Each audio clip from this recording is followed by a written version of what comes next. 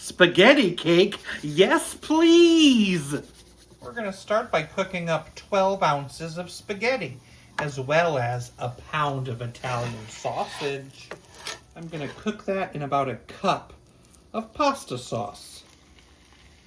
Grab a bowl, 3 eggs, a cup of cottage cheese, a half cup of grated Parmesan, teaspoon of Italian seasoning, half teaspoon of garlic powder, and pepper to taste. Let's mix that together. Add some drained spaghetti. Mix that and coat it well.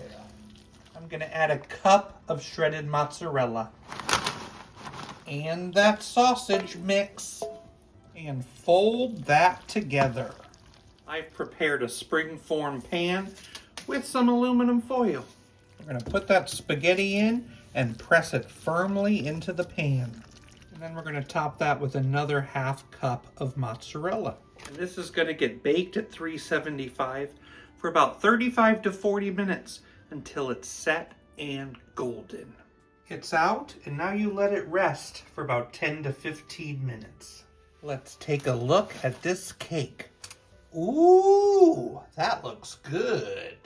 Let's slice that up, and let's cover it in some pasta sauce. Spaghetti cake.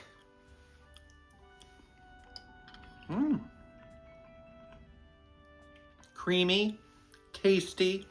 Love how it holds its shape. I think I'd give this a 7.8 out of 10. What do scholars eat when they're hungry? Academia nuts.